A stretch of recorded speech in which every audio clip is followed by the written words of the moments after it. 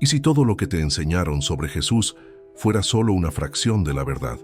¿Y si existiera un evangelio antiguo, ocultado durante más de 1700 años, que revela capacidades extraordinarias del Maestro de Nazaret, poderes tan perturbadores que las autoridades religiosas prefirieron borrarlos de la historia antes que permitir que la humanidad los conociera?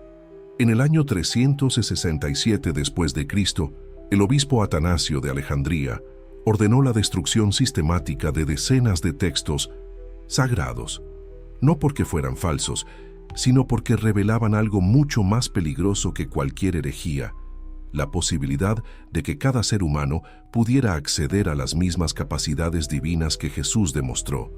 Manuscritos ardieron en hogueras por todo Egipto. Monjes lloraban mientras alimentaban las llamas con siglos de conocimiento espiritual, la sabiduría de generaciones convertida en ceniza en cuestión de semanas. Pero hubo un monje cuyo nombre la historia nunca registró, alguien que se negó a obedecer. Tomó 13 de los libros más importantes, los selló en una jarra de arcilla y caminó hacia el desierto, enterrándolos al pie del acantilado de Jabal al-Tarif, confiando en que algún día alguien los encontraría. 1578 años después, ese día llegó. Antes de sumergirnos completamente en este enigma histórico que desafía todo lo establecido, una pausa necesaria. Si este tipo de revelación despierta tu curiosidad más profunda, si sientes que hay verdades ocultas esperando ser descubiertas, considera seguir el canal Profecías Ocultas. De esta manera no perderás las próximas investigaciones y ayudarás a que estas revelaciones lleguen a más personas que, como tú, buscan respuestas más allá de las narrativas oficiales. Ahora volvamos al misterio que está a punto de transformar todo lo que creías saber. Diciembre de 1945. El sol del desierto egipcio golpea despiadadamente la región de Nag Hammadi, en el Alto Egipto. Muhammad Ali al-Saman, un campesino local, cava cerca de un acantilado rojizo buscando sabak, un fertilizante natural formado por sedimentos antiguos. Su pala, desgastada por años de trabajo, golpea algo sólido. No es roca, el sonido es diferente, hueco, prometedor. Muhammad se arrodilla y comienza a excavar con las manos. Lentamente, emerge del suelo una jarra de arcilla sellada, de casi 1 metro de altura, cubierta por el polvo de siglos. Su corazón late con fuerza. En la cultura egipcia tradicional, las jarras antiguas selladas pueden contener tesoros, pero también jinn, espíritus malignos atrapados por antiguos hechiceros. Durante varios minutos, Muhammad permanece inmóvil contemplando el recipiente, debatiendo entre el miedo ancestral y la curiosidad humana. Finalmente, la curiosidad vence. Con un golpe seco, rompe el sello. No hay explosión de humo, no aparece ningún genio furioso. En cambio, encuentra algo que en ese momento le parece decepcionante: libros. 13 códices antiguos, encuadernados en cuero rojizo y marrón, con páginas de papiro que crujen al tacto. Las letras son incomprensibles para él, símbolos extraños en un idioma que no reconoce. Copto, la última etapa de la antigua lengua egipcia. Muhammad no sabe leer árabe, mucho menos copto antiguo. Decepcionado pero pragmático, lleva los libros a su casa. Su madre, Ahmad, necesita combustible para cocinar. Algunas de las páginas más frágiles terminan alimentando el fuego familiar. En esas llamas desaparecen textos de valor incalculable, palabras que habían sobrevivido 17 siglos, destruidas en minutos por simple desconocimiento. Las páginas restantes siguen un camino tortuoso. Muhammad las vende en el mercado negro de antigüedades, donde diversos intermediarios las fragmentan y comercializan. Eventualmente, algunos códices llegan a manos del gobierno egipcio. Otros son sacados ilegalmente del país. Uno termina en Bélgica, otro en Suiza. Pero suficientes fragmentos llegan a académicos capacitados para reconocer lo que tienen entre manos. Cuando los eruditos comienzan a traducir los textos, la magnitud del hallazgo se vuelve evidente. No son simples escritos religiosos. Son documentos que las autoridades cristianas primitivas intentaron eliminar completamente de la existencia. La biblioteca de Nag Hammadi 52 textos, evangelios que la Iglesia ordenó destruir en el siglo IV, textos que presentan versiones radicalmente diferentes del cristianismo, versiones que las instituciones religiosas consideraron demasiado peligrosas para permitir su circulación. Entre esos manuscritos prohibidos destaca uno en particular, el Evangelio de Tomás. No se parece en nada a los evangelios que conocemos. No hay narrativa de nacimiento virginal. No hay relato de la crucifixión. No hay descripción de la resurrección. Es algo completamente diferente. Una colección de 114 dichos, logia en griego, palabras atribuidas directamente a Jesús, sin intermediarios narrativos, sin interpretaciones teológicas posteriores, sin la elaboración doctrinal que caracteriza a los evangelios canónicos. El texto comienza con una declaración simple pero poderosa. Estos son los dichos secretos que Jesús el viviente pronunció y que Dídimo Judas Tomás escribió. Dichos secretos, no enseñanzas públicas para las masas, sino conocimiento reservado, sabiduría transmitida a aquellos preparados para recibirla. Lo que sigue en esas páginas antiguas contradice 1700 años de doctrina establecida. El Jesús que emerge de este evangelio no es el humilde carpintero de la narrativa popular, no es solamente el manso cordero sacrificial de la teología paulina. Es algo mucho más complejo, más poderoso, más desconcertante. Es un ser que demuestra capacidades que desafían toda explicación racional convencional. Capacidades que la Iglesia primitiva decidió no enfatizar, no porque fueran falsas, sino precisamente porque eran demasiado verdaderas, demasiado peligrosas, demasiado subversivas para el orden religioso que estaba siendo construido. Porque si la gente común supiera que Jesús poseía estos poderes, y más importante aún, si supiera que Él enseñó que otros podrían desarrollar las mismas capacidades, la estructura completa del poder religioso institucional colapsaría. ¿Por qué necesitarías sacerdotes si puedes acceder directamente a lo divino? ¿Por qué necesitarías sacramentos administrados por una jerarquía si la transformación espiritual es un trabajo interno? ¿Por qué necesitarías intermediarios si el reino de Dios está dentro de ti esperando ser descubierto? Esta amenaza al monopolio religioso sobre lo sagrado explica la extraordinaria violencia con que estos textos fueron suprimidos. No fue simplemente censura teológica, fue un intento sistemático de borrado total.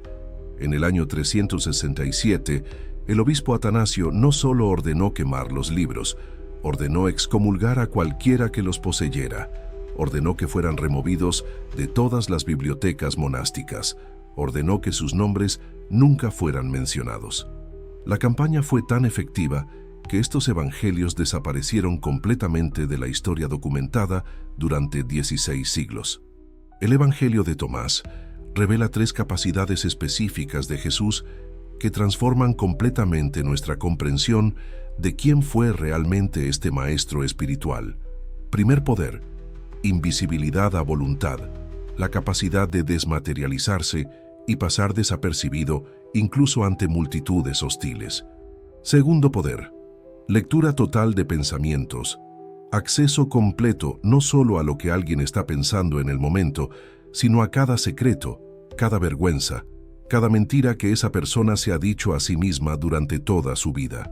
Tercer poder, y este es el más perturbador de todos, conciencia inmortal, continuidad ininterrumpida de la conciencia más allá de la muerte física, trascendencia completa de las limitaciones del cuerpo material. Estos no son mitos fantasiosos sin fundamento.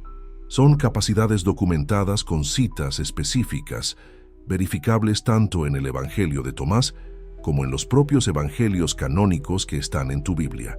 Las referencias existen.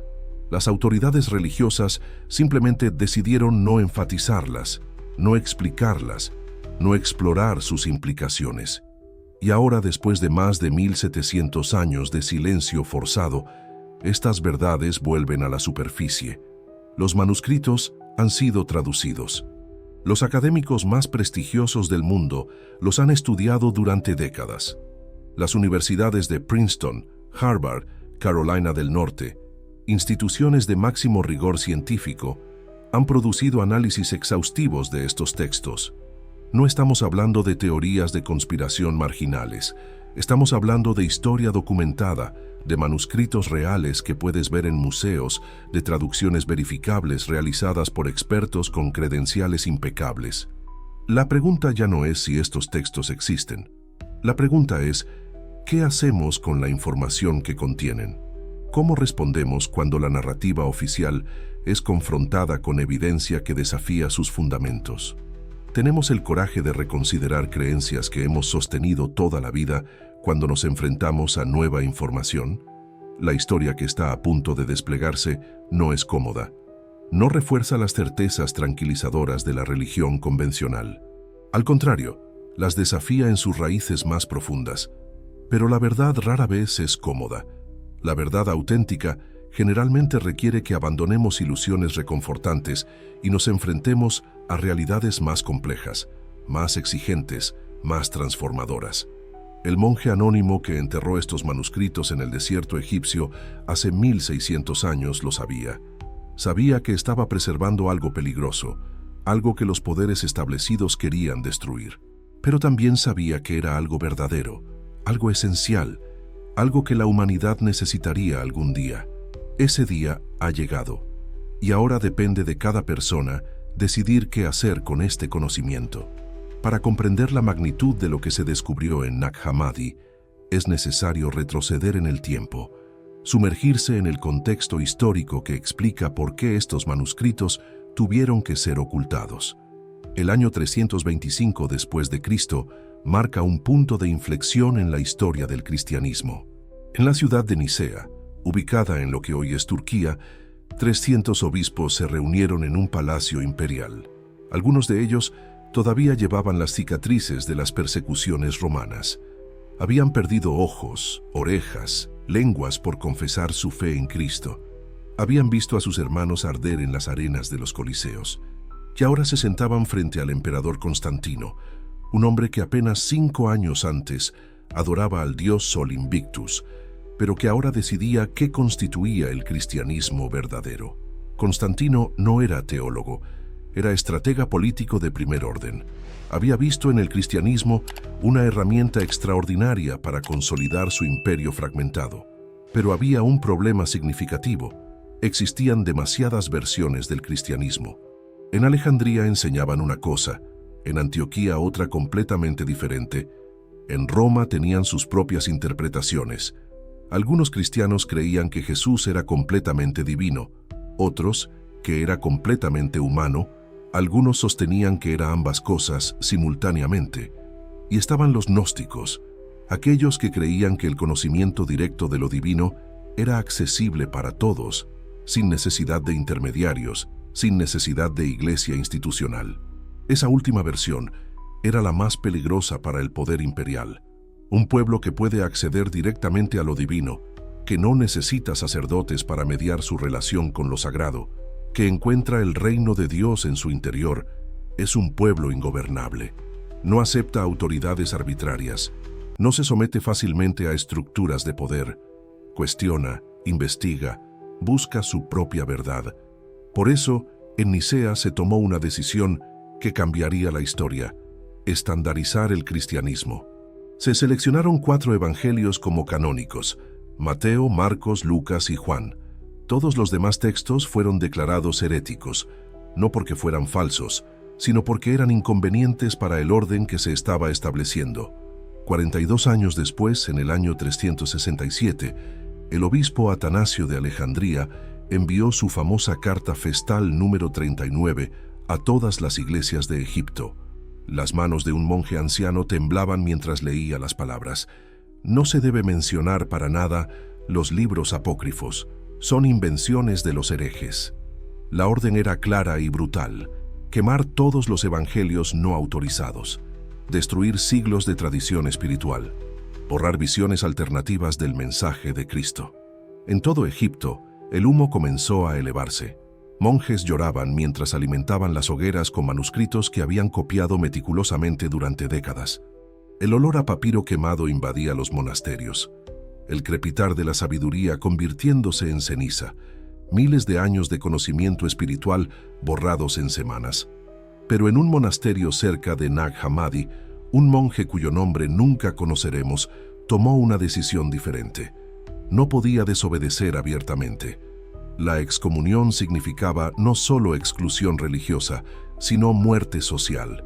Pero tampoco podía destruir lo que sabía que era verdadero. Así que tomó 13 de los códices más importantes de la biblioteca monástica, los selló cuidadosamente en una jarra de arcilla y en la oscuridad de la noche caminó hacia el desierto.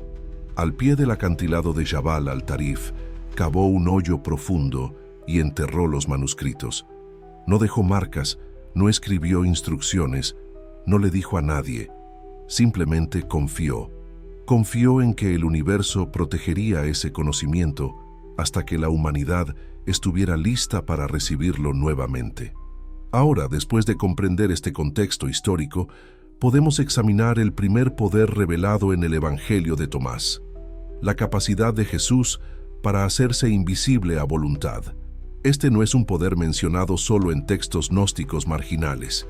Aparece también en los evangelios canónicos, pero de manera tan breve, tan poco enfatizada, que la mayoría de los creyentes nunca lo notan.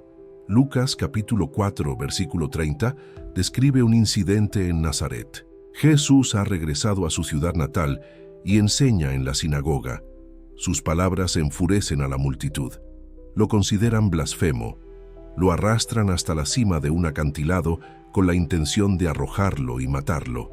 La situación es desesperada. Está rodeado por personas furiosas en un espacio estrecho en lo alto de un precipicio. No hay escape físico posible. Y entonces el Evangelio de Lucas simplemente dice: pero él pasó por en medio de ellos y se fue. ¿Cómo? El texto no explica.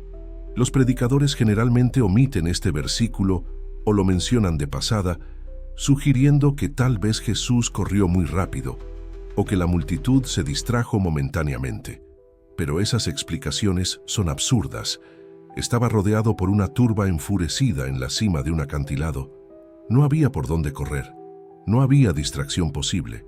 Sin embargo, pasó por en medio de ellos y se fue. El Evangelio de Tomás proporciona el contexto que falta. El dicho número 77 registra a Jesús afirmando: «Yo soy la luz que está sobre todos. Yo soy el todo. El todo salió de mí y el todo llegó hasta mí. Partid un leño y allí estoy. Levantad una piedra y me encontraréis allí». Jesús se describe a sí mismo como presente en todas las cosas, no metafóricamente, literalmente, en cada partícula de materia, en cada punto del espacio. Si tu conciencia puede habitar cualquier punto del espacio, si estás presente en todo simultáneamente, entonces la forma física individual se vuelve opcional. Puedes manifestarte en un lugar, desmaterializarte, aparecer en otro. Puedes pasar por en medio de una multitud porque temporalmente no hay un cuerpo físico denso que pueda ser detenido. Esto no es fantasía mística, es física cuántica descrita hace 2000 años. El Dr. Bart Ehrman, profesor de la Universidad de Carolina del Norte y uno de los principales expertos mundiales en manuscritos del Nuevo Testamento, señala algo crucial. El Evangelio de Tomás presenta una cristología radicalmente diferente. Aquí, Jesús no es simplemente el Hijo de Dios en sentido simbólico. Es la manifestación divina en forma humana con dominio completo sobre la materia física. Dominio sobre la materia física. Esas palabras merecen repetirse. Dominio sobre la materia física. Ahora observa el Evangelio de Juan, capítulo 8, versículo 59. Jesús está en el templo de Jerusalén. Los líderes religiosos están furiosos con sus enseñanzas. Toman piedras para apedrearlo allí mismo, en el recinto sagrado. Y el texto dice: pero Jesús se ocultó y salió del templo. La palabra griega utilizada es ekribe, que literalmente significa fue escondido o se hizo invisible. No dice que escapó corriendo entre la multitud. No dice que se escabulló por una puerta lateral. Dice que se ocultó, desapareció de la vista y luego apareció fuera del templo. Dos incidentes separados, dos evangelios diferentes, dos autores distintos escribiendo para audiencias diferentes, en momentos diferentes. Y ambos describen el mismo fenómeno: Jesús desapareciendo cuando enfrenta peligro mortal.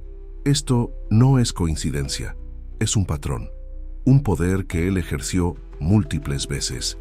Pero los padres de la iglesia primitiva decidieron no enfatizar este aspecto de Jesús.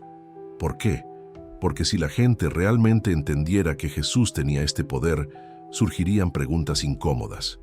¿Cómo lo desarrolló? ¿Qué prácticas espirituales realizó para acceder a esta capacidad? Y la pregunta más peligrosa de todas: ¿otros pueden aprender a hacer lo mismo? El propio Jesús respondió esa pregunta en el Evangelio de Juan, capítulo 14, versículo 12. En verdad os digo, el que cree en mí, las obras que yo hago, él las hará también, y aún mayores que éstas hará. Esa línea está en tu Biblia.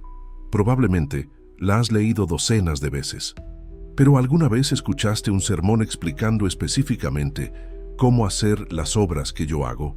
¿Alguna vez un sacerdote te enseñó técnicas concretas para desarrollar estos poderes? Por supuesto que no, porque es demasiado peligroso, demasiado empoderante. Y el poder religioso institucional se construye sobre la dependencia, no sobre el empoderamiento. La invisibilidad de Jesús no era un truco de magia. Era la manifestación de un nivel de conciencia donde la identificación con el cuerpo físico se había disuelto tan completamente que podía controlar su manifestación material a voluntad. Las tradiciones místicas de todas las culturas describen fenómenos similares. En el yoga se conocen como siddhis, poderes paranormales desarrollados a través de práctica espiritual rigurosa. En el sufismo islámico se llaman karamat, dones extraordinarios que manifiestan los santos avanzados. En el budismo tibetano hablan de los siddhi, capacidades sobrenaturales de quienes han alcanzado niveles elevados de meditación. Diferentes palabras, diferentes tradiciones, mismo fenómeno fundamental. Y Jesús, operando dentro de la tradición mística judía, desarrolló y demostró este poder no como un milagro aleatorio concedido por Dios, sino como una capacidad cultivada a través de práctica espiritual intensa. 40 días de ayuno en el desierto, noches enteras en oración profunda, desapego radical del mundo material. Todas las disciplinas que los místicos de todas las tradiciones han utilizado durante milenios para trascender las limitaciones ordinarias de la conciencia. El resultado: dominio sobre la materia, capacidad de manifestarse o desmaterializarse a voluntad, libertad total de las restricciones físicas que limitan a la humanidad ordinaria. Ese fue el primer poder. Y si esto te perturba, si cuestiona tu comprensión de quién fue Jesús realmente, el segundo poder es aún más inquietante, porque la invisibilidad al menos ocurre fuera de ti. Pero el segundo poder penetra en lo más íntimo de tu ser, en el único lugar que creías absolutamente privado, tu propia mente. El segundo poder de Jesús, revelado tanto en los evangelios canónicos como en el Evangelio de Tomás, es quizás el más inquietante de todos, porque viola la última frontera de la privacidad humana, la mente. No se trata simplemente de intuición desarrollada o de capacidad para leer el lenguaje corporal. Se trata de acceso total, completo, absoluto a cada pensamiento, cada secreto, cada mentira que una persona se ha dicho a sí misma durante toda su existencia. El Evangelio de Juan, capítulo 1, versículos 47 y 48, captura el momento exacto en que alguien experimenta este poder por primera vez. Jesús ve a Natanael acercándose.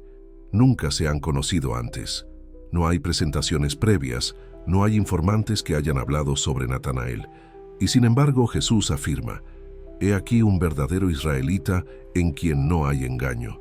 Natanael se detiene en seco. Su rostro palidece visiblemente, porque esas palabras exactas, son las que él mismo se había dicho bajo la higuera horas antes, a solas, en oración privada. Nadie pudo haberle contado a Jesús. Nadie sabía. Era un momento completamente privado entre él y Dios. Entonces Natanael pregunta y su voz tiembla: «¿De dónde me conoces?». La respuesta de Jesús es escalofriante en su precisión: Antes de que Felipe te llamara, cuando estabas debajo de la higuera, te vi. Entiéndelo con claridad. Natanael estaba solo bajo esa higuera, lejos de donde Jesús se encontraba, físicamente imposible de observar. Pero Jesús no solo lo vio físicamente, vio lo que Natanael estaba haciendo allí internamente, vio lo que estaba pensando, vio las palabras exactas que pronunció en el silencio de su mente. Y Natanael lo comprende inmediatamente. Su respuesta no es dubitativa ni escéptica. Rabí, tú eres el Hijo de Dios, tú eres el Rey de Israel. No dice, wow, buena vista, o qué observador eres. Dice, tú eres el Hijo de Dios, porque Natanael acaba de experimentar algo que solo lo divino puede hacer. Acceso total a su mente, a su alma, a su ser más íntimo. El Evangelio de Juan, capítulo 2, versículo 25, confirma que este no fue un incidente aislado. Pero Jesús no confiaba en ellos porque conocía a todos. No necesitaba que nadie le dijera nada acerca de la naturaleza humana. Él mismo sabía lo que había en cada persona. Léelo otra vez despacio. Sabía lo que había en cada persona. No adivinaba. Sabía. Tiempo presente, acceso continuo, conocimiento constante. El Evangelio de Tomás expande esta comprensión en el dicho número 5. Conoce lo que está delante de tu rostro, y lo que está oculto de ti será revelado, porque no hay nada oculto que no sea manifestado. Jesús está enseñando un principio fundamental. Nada puede permanecer oculto porque en el nivel de conciencia que Él opera, todo es transparente, todo es accesible, todo es visible. El dicho número 24 del mismo Evangelio profundiza: hay luz dentro de un hombre de luz, y Él ilumina al mundo entero. Si no brilla, es oscuridad. Un hombre de luz, alguien cuya conciencia irradia, alguien que puede iluminar, es decir, ver el mundo entero, incluyendo las mentes dentro de él. La doctora Karen King, profesora de la Universidad de Harvard especializada en cristianismo primitivo, ofrece una explicación académica rigurosa. Los textos gnósticos presentan a Jesús como alguien que ha trascendido las limitaciones de la conciencia individual. En este estado, la separación entre yo y tú se disuelve. No es que Jesús lea tu mente como si abriera un libro. Es que, en su nivel de conciencia, tu mente ya no es privada. Es parte del campo unificado de conciencia que Él habita. Campo unificado de conciencia. Exactamente lo que las tradiciones místicas han descrito durante milenios bajo diferentes nombres. Los Vedas hindúes lo llaman Brahman, la realidad absoluta donde todo es uno. Los sufíes musulmanes lo llaman Wahdat al-Wujud, la unidad del ser donde no hay separación real entre el observador y lo observado. Los budistas lo describen como la naturaleza de Buda, la conciencia primordial presente en todos los seres. Y Jesús, según estos textos, no solo comprendió intelectualmente este concepto, lo vivió, lo experimentó, lo demostró repetidamente. El Evangelio de Mateo, capítulo 6, versículo 22, ofrece una pista sobre cómo se accede a este estado. La lámpara del cuerpo es el ojo. Si tu ojo es bueno, todo tu cuerpo estará lleno de luz. ¿Qué es este ojo del que habla Jesús? Los místicos de todas las tradiciones espirituales lo identifican como el tercer ojo, el centro de conciencia sutil ubicado entre las cejas, el punto de acceso a estados superiores de percepción. Jesús no está hablando del ojo físico que ve objetos materiales. Está hablando del órgano de percepción espiritual que, cuando se activa, cuando se llena de luz, hace que todo se vuelva visible, incluyendo los pensamientos ocultos de los demás. Ahora imagina vivir con este poder constantemente activo. Imagina interactuar con alguien y ver simultáneamente sus mentiras, sus miedos más profundos, sus deseos ocultos, sus traumas no resueltos, su hipocresía no reconocida. Todo el tiempo, sin poder desconectarlo. ¿Cómo responderías? El Evangelio de Juan, capítulo 8, versículos 1 al 11, muestra exactamente cómo Jesús respondió. Amanece en Jerusalén. El templo está casi vacío. Jesús enseña a un pequeño grupo de seguidores cuando de repente, ruido de pasos, gritos furiosos, Una multitud irrumpe violentamente arrastrando a una mujer. Su ropa está rasgada. Tiene marcas de golpes en el rostro. La arrojan brutalmente al suelo frente a Jesús. «Maestro», dicen los acusadores con falsa reverencia, «esta mujer fue sorprendida en adulterio. En el acto mismo, Moisés nos mandó apedrear a tales mujeres. ¿Tú qué dices?» Es una trampa cuidadosamente preparada. Si Jesús dice «perdónala», viola la ley de Moisés y puede ser acusado de herejía. Si dice «apedréenla», contradice sus propias enseñanzas de misericordia y amor. Los acusadores sonríen con satisfacción, creen que lo tienen atrapado, pero Jesús se agacha y escribe en la tierra con el dedo. Nadie sabe qué escribe. El Evangelio no lo registra, pero algo sucede en ese momento de silencio. Los hombres al frente comienzan a inquietarse. Sus rostros cambian, palidecen. Algunos miran hacia abajo incómodos, porque de repente, inexplicablemente sienten que han sido vistos, realmente vistos. Cada pensamiento lujurioso que han tenido durante años, cada mentira que dijeron a sus esposas, cada noche que pasaron con prostitutas mientras predicaban moralidad pública, cada centavo que robaron, cada vez que usaron la ley religiosa como arma de poder en lugar de instrumento de justicia. Todo expuesto, no con palabras, con conocimiento directo. Jesús se levanta lentamente, mira a los acusadores directamente a los ojos y pronuncia las palabras que todos conocemos. El que esté libre de pecado, que tire la primera piedra. El silencio que sigue es ensordecedor. Uno por uno, los acusadores se van. El texto especifica un detalle crucial, comenzando por los más viejos. ¿Por qué los más viejos primero? Porque han acumulado más secretos, más vergüenza, más hipocresía, más años de autoengaño. Y todos lo sintieron. Todos experimentaron ese momento aterrador de ser completamente conocidos. Ese es el segundo poder. Visión total de la realidad interior. Acceso ilimitado a la verdad de cada alma. Y si te sientes vulnerable ahora, si te hace cuestionar cada secreto que guardas, cada mentira que te has dicho, cada parte de ti que mantienes oculta incluso de ti mismo, entonces estás comenzando a comprender la magnitud de este poder. Pero hay algo aún más importante que entender. Jesús no usó este poder para condenar, lo usó para liberar. Cuando todos los acusadores se fueron, cuando la mujer quedó sola con él, Jesús preguntó: «Mujer, ¿dónde están? Nadie te condenó». Ella respondió: «Nadie, Señor». Y Jesús dijo: «Ni yo te condeno. Vete y no peques más». Acceso total a sus pensamientos, conocimiento completo de cada acción, cada motivación, cada elección que ella había hecho. Y aún así, «Ni yo te condeno».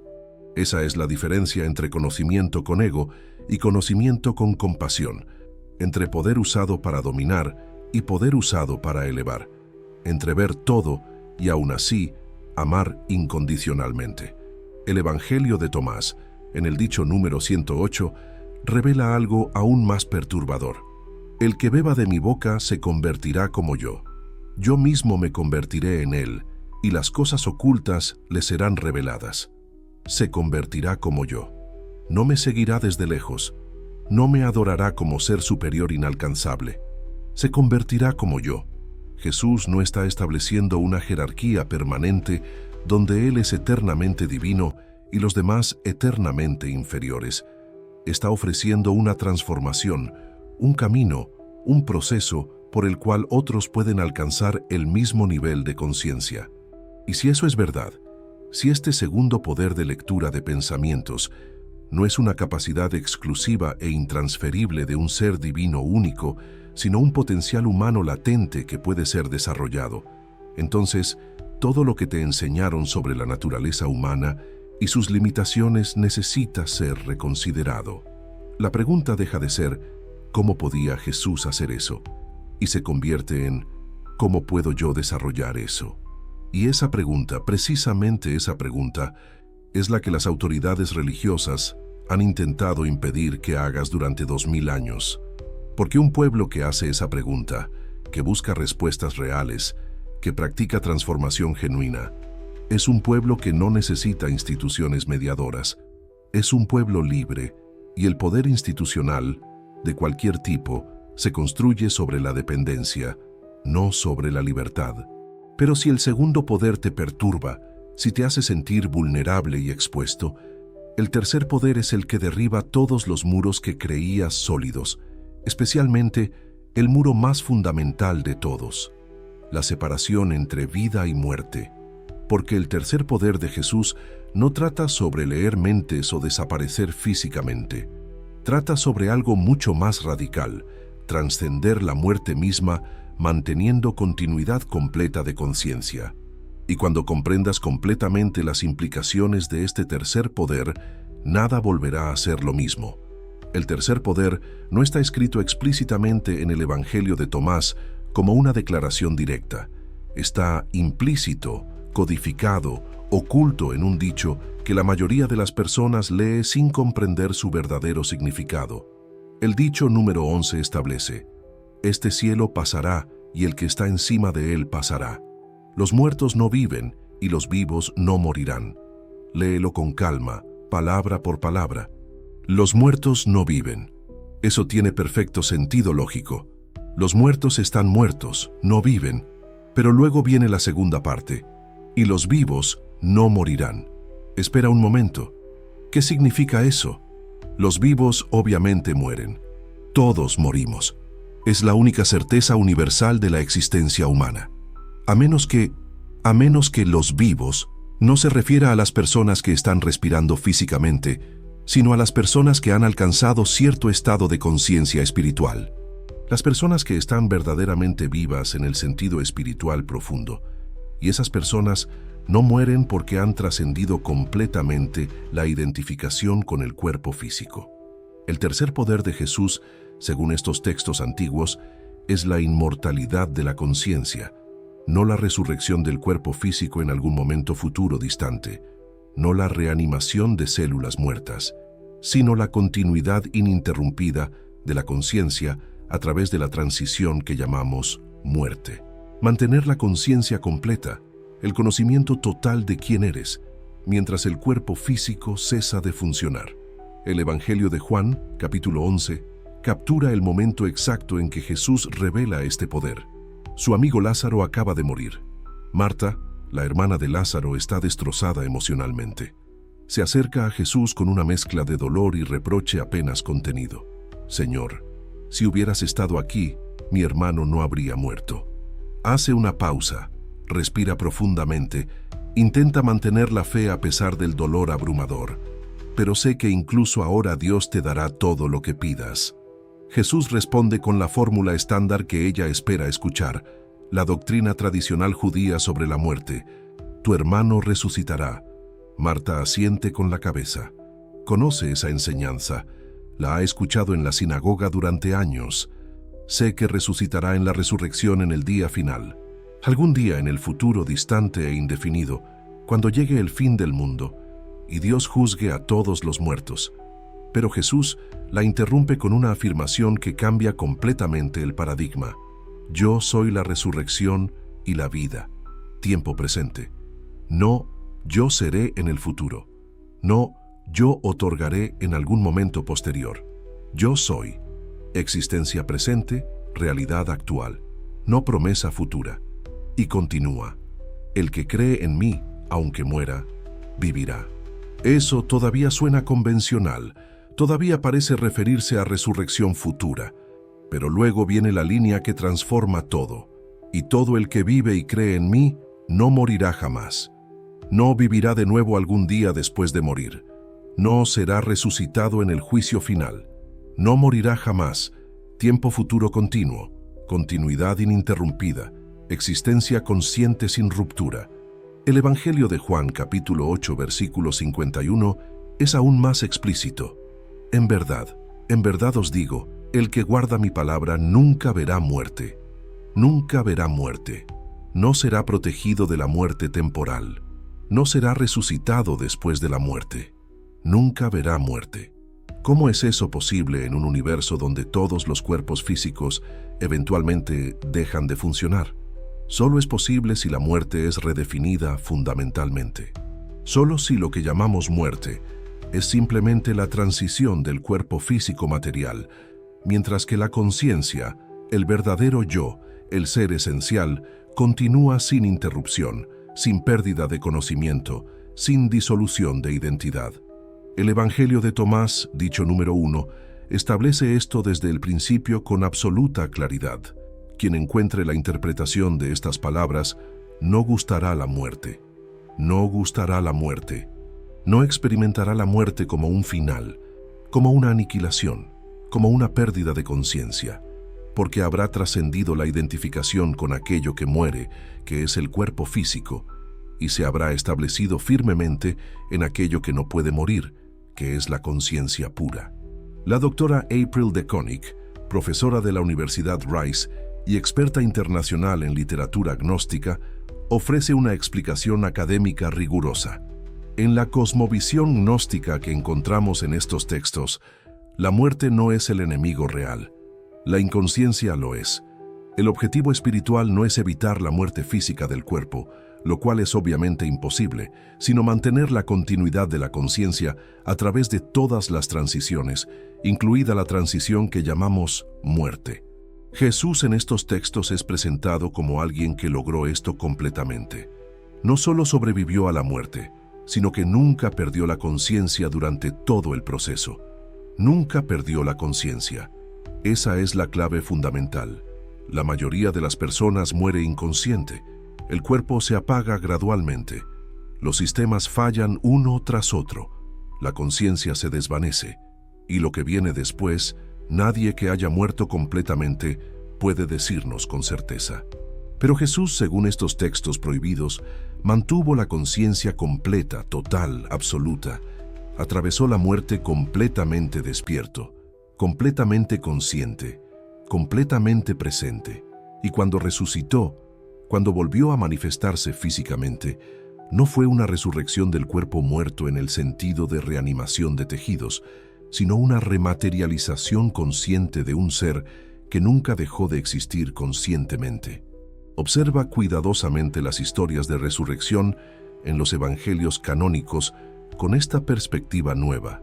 Jesús aparece y desaparece a voluntad, sin proceso gradual. Atraviesa puertas cerradas materialmente sin abrirlas, como se registra en Juan 20:19. Aparece en formas que sus propios discípulos más cercanos no reconocen inicialmente, como documenta Lucas 24:16. Come pescado para demostrar que no es un fantasma incorpóreo, según Lucas 24:43. Pero también desaparece de la vista instantáneamente, como registra Lucas 24:31. Aparece simultáneamente a múltiples personas en diferentes lugares geográficos. No se comporta como un cuerpo físico ordinario resucitado de manera convencional. Se comporta como conciencia pura con control total, absoluto, completo sobre la manifestación física. Puede materializarse cuando elige hacerlo. Puede desmaterializarse cuando ya no es necesaria la forma física. Puede modificar su apariencia. Puede trascender las limitaciones espaciales ordinarias. Y la implicación de todo esto es absolutamente aterradora para las estructuras de poder religioso.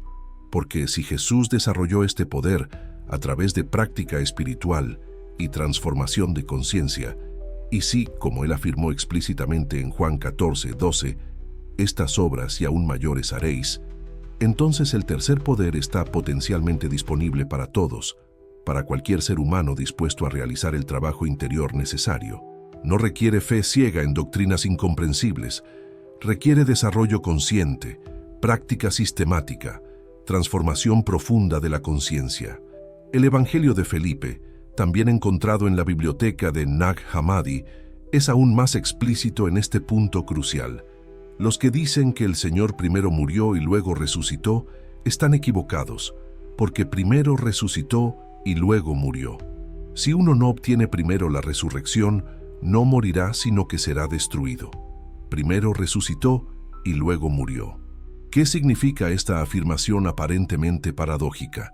Significa que la resurrección no es un evento que ocurre después de la muerte física. Es un estado de conciencia que debe ser alcanzado mientras todavía vives en el cuerpo físico. Es despertar completamente a tu verdadera naturaleza espiritual. Es alcanzar la iluminación, la realización del ser, el conocimiento directo de tu identidad con lo divino. Y una vez que alcanzas ese estado de resurrección espiritual mientras vives, cuando el cuerpo físico eventualmente muere, ya no importa fundamentalmente, porque ya has resucitado en vida, ya has trascendido la identificación con el cuerpo mortal. Tu conciencia ya opera independientemente de las limitaciones físicas. Eso es el tercer poder en su expresión más profunda, y por eso el Vaticano lo temía más que cualquier otra revelación. Porque si la gente común supiera que la inmortalidad de la conciencia es desarrollable, que no requiere salvación institucional mediada por sacramentos administrados por una jerarquía sacerdotal, que es un potencial humano latente esperando ser actualizado, la promesa central del cristianismo institucional se transforma radicalmente. La narrativa pasa de cree en Jesús como Salvador único y serás salvado después de la muerte, a sigue el camino interior que Jesús demostró y trascenderás la muerte por completo, manteniendo continuidad de conciencia. Una formulación te hace pasivo, dependiente, eternamente necesitado de mediación externa. La otra te hace activo, responsable, capaz de tu propia transformación. Una te consuela con promesas de salvación futura si obedeces ahora. La otra te desafía a transformarte completamente en esta vida. ¿Cuál de estas dos versiones del cristianismo eligió promover la Iglesia institucional durante 2000 años? La respuesta es obvia cuando examinas la historia honestamente. Ahora, algunos podrían objetar, pero esto contradice la doctrina de la resurrección física del cuerpo que es central al cristianismo ortodoxo. Sí, la contradice. Y esa es precisamente la razón por la cual estos textos fueron suprimidos tan violentamente. Porque ofrecen una comprensión diferente, potencialmente más profunda, de lo que Jesús realmente enseñó y demostró. No estamos diciendo que la versión ortodoxa sea necesariamente falsa. Estamos diciendo que puede ser incompleta, simplificada, modificada para servir propósitos institucionales en lugar de transformación espiritual genuina. Los tres poderes, invisibilidad a voluntad, lectura total de pensamientos, continuidad ininterrumpida de conciencia, representan capacidades que Jesús no solo poseía, sino que aparentemente creía que otros podían desarrollar siguiendo el mismo camino de transformación interior que él recorrió. Y esa posibilidad, esa sugerencia radical de que los seres humanos ordinarios tienen potencial divino latente, es lo que las autoridades religiosas de todas las épocas han intentado suprimir. Porque un pueblo que conoce su propio poder espiritual no necesita instituciones mediadoras. Un pueblo que puede acceder directamente a lo divino no necesita sacerdotes guardianes del misterio. Un pueblo que practica transformación interior real no se conforma con rituales externos vacíos, y un sistema de poder religioso que depende de mantener a las personas espiritualmente dependientes no puede tolerar esa libertad. Ahora la pregunta crucial: después de conocer estos tres poderes, después de ver la evidencia histórica de su supresión, ¿qué haces con esta información? ¿La ignoras y vuelves a la comodidad de las creencias convencionales? ¿O permites que transforme fundamentalmente tu comprensión de lo que significa ser humano y de lo que podría ser posible espiritualmente? Para comprender completamente por qué estos textos representan una amenaza tan profunda al poder institucional, es necesario examinar las conexiones entre lo que revelan y lo que ha sido sistemáticamente ocultado durante siglos.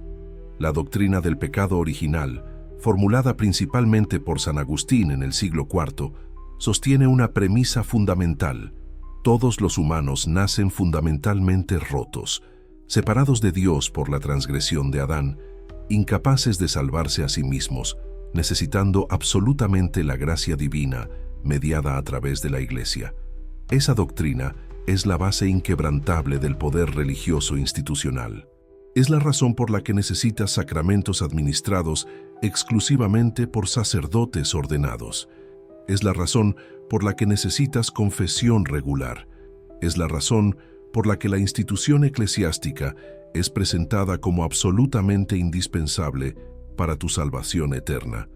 Pero el Evangelio de Tomás presenta una visión radicalmente, fundamentalmente diferente. El dicho número 70 afirma: si das a luz lo que está dentro de ti, lo que tienes te salvará. Si no tienes eso dentro de ti, lo que no tienes te matará. Léelo otra vez cuidadosamente.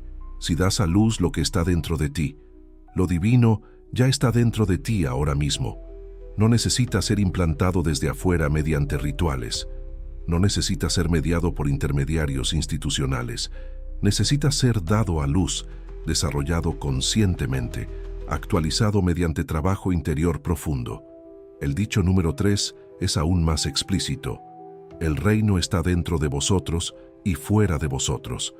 Cuando os conozcáis a vosotros mismos, entonces seréis conocidos y sabréis que sois hijos del Padre viviente.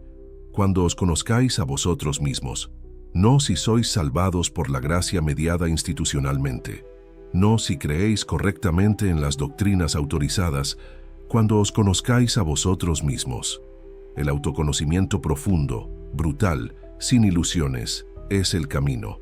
No la fe ciega en doctrinas incomprensibles, no la obediencia pasiva a autoridades institucionales. El autoconocimiento radical, que penetra todas las capas de condicionamiento y llega hasta la esencia divina que constituye tu verdadero ser. Esto contradice directamente y sin ambigüedad la fórmula de salvación de la Iglesia institucional. Y el dicho número 108 va aún más lejos, más profundo, más peligrosamente. El que beba de mi boca se convertirá como yo. Yo mismo me convertiré en él, y las cosas ocultas le serán reveladas. Se convertirá como yo. No me seguirá obedientemente desde una distancia respetuosa. No me adorará como ser eternamente superior e inalcanzable. Se convertirá como yo. Jesús no está estableciendo una jerarquía permanente e inmutable donde Él es eternamente divino por naturaleza única, y todos los demás son eternamente inferiores por naturaleza caída. Está ofreciendo una transformación, un camino, un proceso verificable por el cual otros pueden alcanzar el mismo nivel de conciencia, las mismas capacidades, la misma realización espiritual. Ahora comprende la magnitud absoluta de lo que fue ocultado, porque si cualquiera puede convertirse como Jesús, si los poderes que Él demostró son potenciales humanos latentes, esperando ser desarrollados, entonces la Iglesia institucional pierde su monopolio completo sobre lo divino. El cristianismo se transforma de una religión de dependencia en un camino de práctica y desarrollo. El Dr. James Tabor, profesor de la Universidad de Carolina del Norte en Charlotte y especialista en el Jesús histórico, señala algo crucial. Los textos de Tomás presentan lo que los académicos llaman una cristología baja. Jesús es visto como un ser humano que alcanzó la iluminación total, la realización completa. Esto contrasta dramáticamente con la cristología alta de los evangelios canónicos posteriores, donde Jesús es preexistente, coeterno con Dios, encarnado únicamente para expiar el pecado mediante su muerte sacrificial.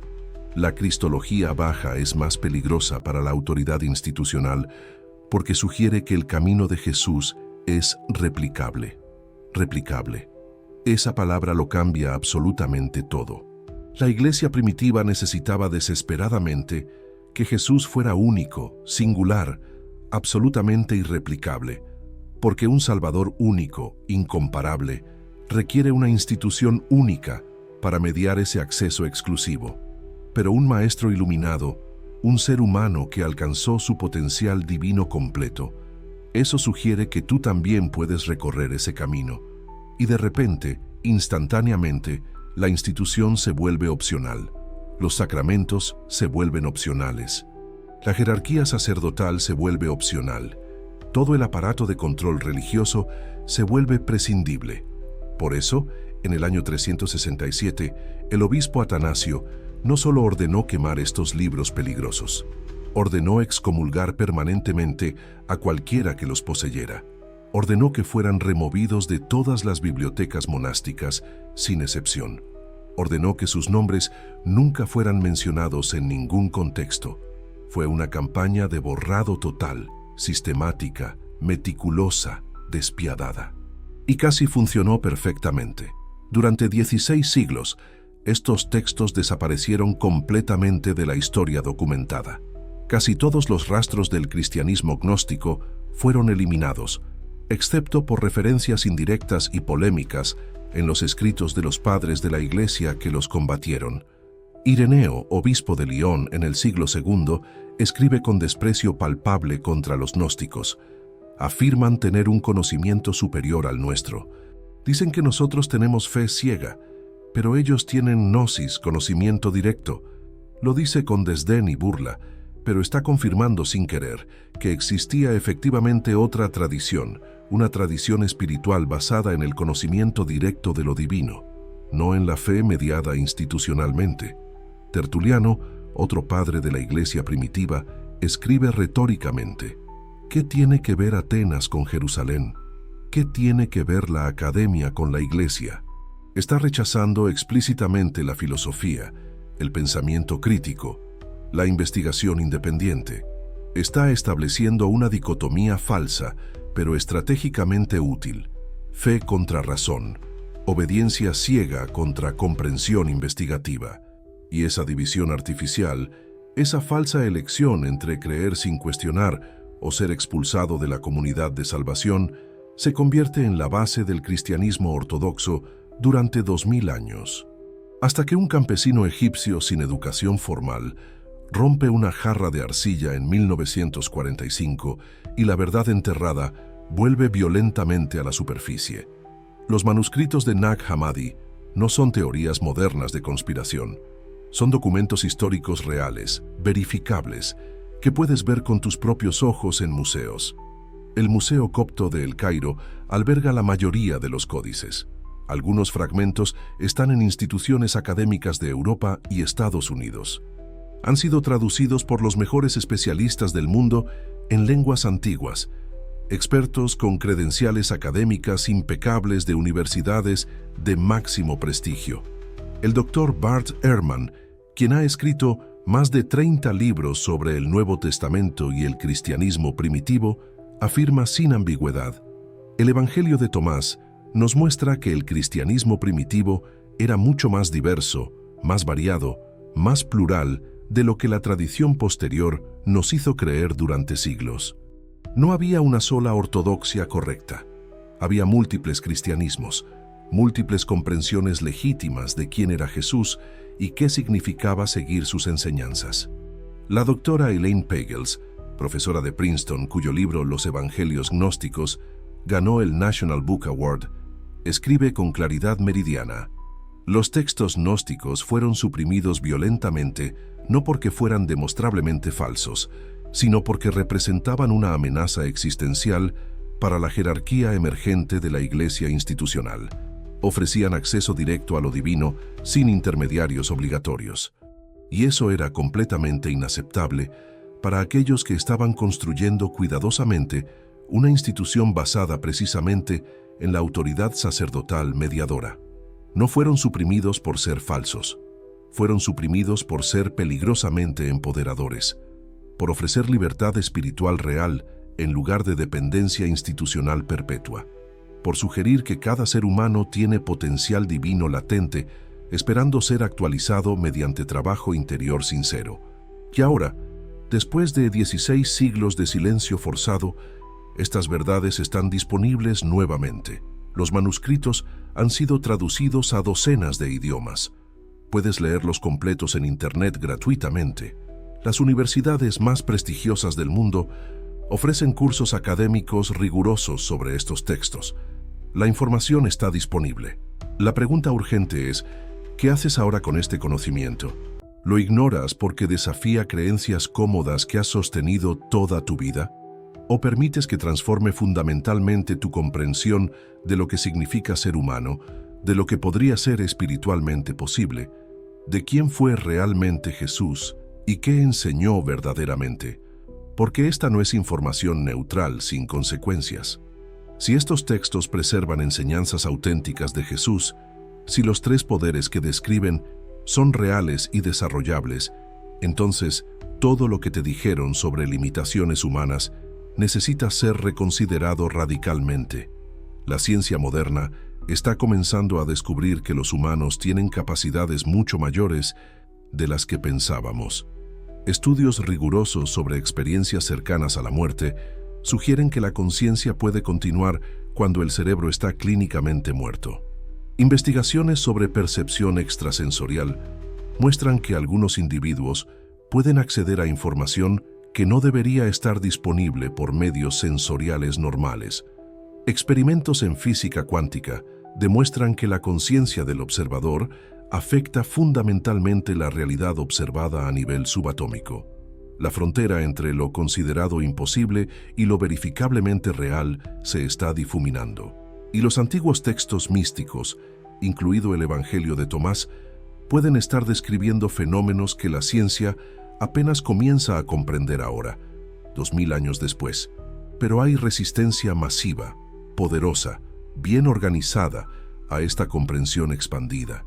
Porque si la gente común despierta a su verdadero potencial espiritual, múltiples sistemas de control colapsan simultáneamente.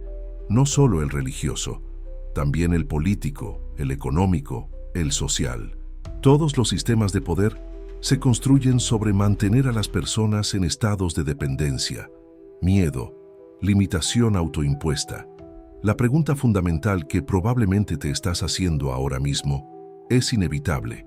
¿Es esto real o simplemente otra interpretación conveniente de textos antiguos ambiguos? Y la respuesta honesta, la que requiere integridad intelectual completa, es esta. Nada de esto puede ser probado empíricamente con los métodos científicos convencionales actuales. No puedes poner la invisibilidad bajo un microscopio. No puedes medir la lectura de pensamientos con instrumentos de laboratorio. Y la continuidad de la conciencia después de la muerte está, por definición, más allá de la verificación para quienes aún viven en cuerpos físicos. Así que permanecemos en el reino de la fe, igual que siempre. Pero hay una diferencia crucial, fundamental, que transforma todo. El cristianismo tradicional institucional te pide que creas que Jesús era Dios encarnado, único, singular, completamente separado de ti por naturaleza divina inalcanzable. Los evangelios gnósticos, incluido el de Tomás, te piden que creas que Jesús era un ser humano completamente realizado, excepcional sin duda, pero no diferente de ti en especie, solo diferente en grado de desarrollo espiritual alcanzado. ¿Cuál visión es más razonable? Depende completamente de tu perspectiva fundamental sobre la naturaleza humana. Si crees que los humanos son fundamentalmente rotos, caídos, separados de Dios por el pecado heredado, entonces necesitas un Salvador divino único, alguien que venga de fuera del sistema humano corrupto para repararlo mediante sacrificio expiatorio. Pero si crees que los humanos tienen potencial divino latente, que somos chispas temporales de lo divino, experimentando limitación material temporal, entonces necesitas un maestro iluminado, alguien que muestre el camino práctico, alguien que diga con absoluta sinceridad, yo lo hice, tú también puedes hacerlo. El primer modelo te hace pasivo, dependiente, eternamente necesitado de mediación externa institucional.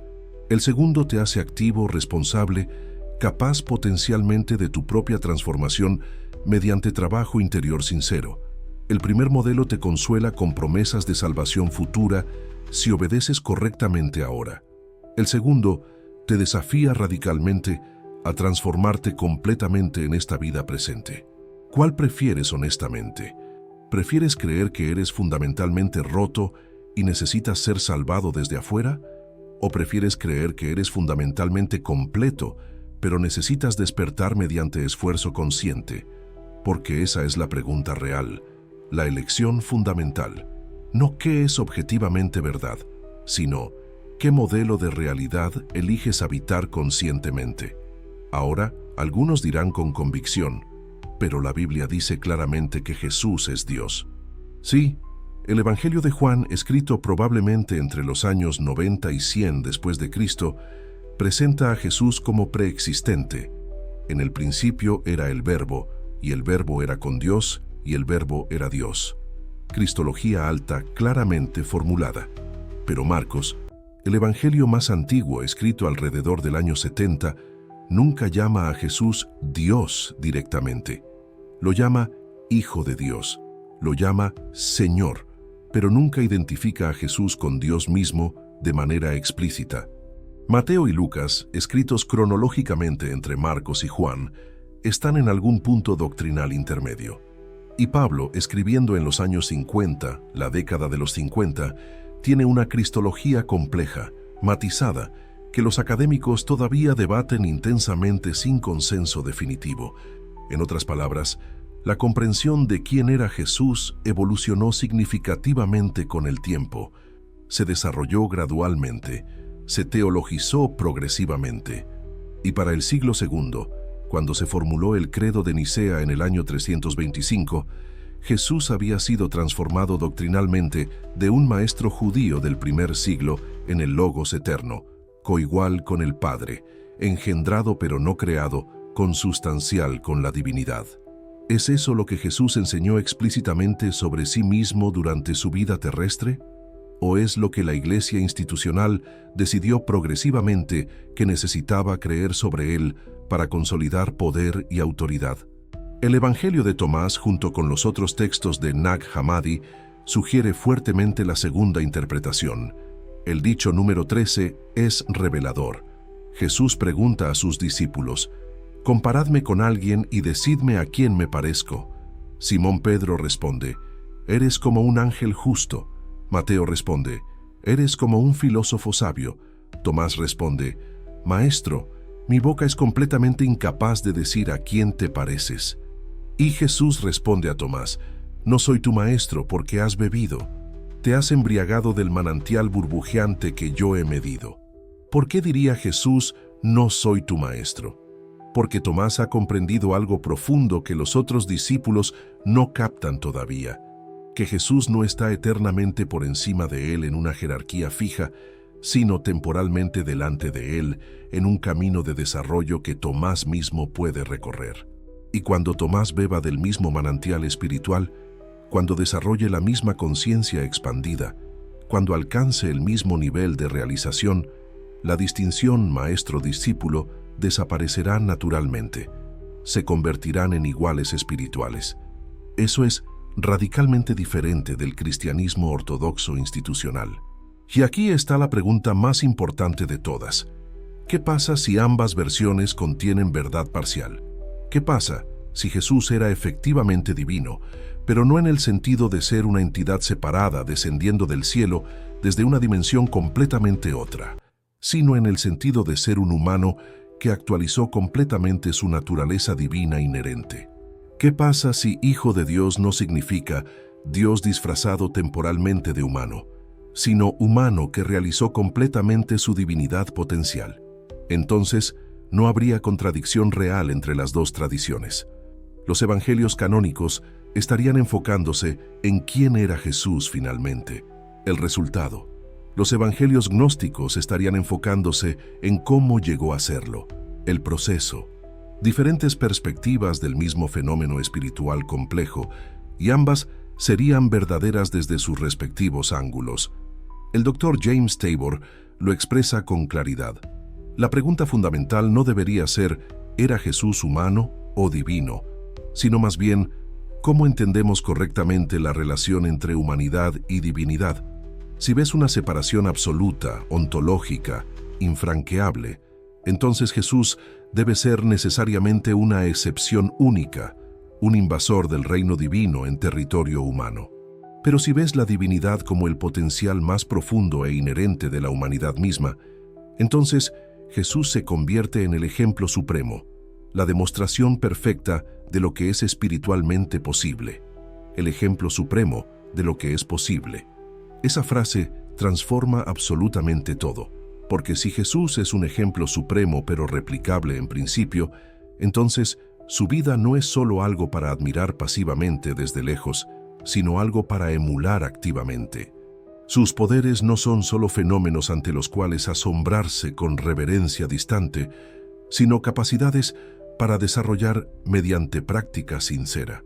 Y de repente el cristianismo se transforma radicalmente de una religión de adoración pasiva en un camino de práctica transformadora activa, de cree correctamente y serás salvado después de morir, a practica sinceramente y serás transformado mientras vives. Ahora bien, ¿puedes desarrollar invisibilidad literal? Honestamente, probablemente no en el sentido físico ordinario. Lectura de pensamientos. La ciencia moderna está descubriendo que los humanos tienen mucha más percepción intuitiva, más capacidad empática profunda de lo que pensábamos previamente. La empatía desarrollada a niveles extraordinarios puede parecer indistinguible de lectura de pensamientos para observadores externos. Continuidad de conciencia después de la muerte.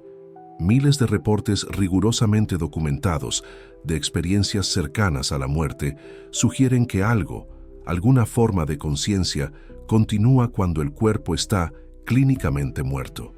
¿Qué exactamente?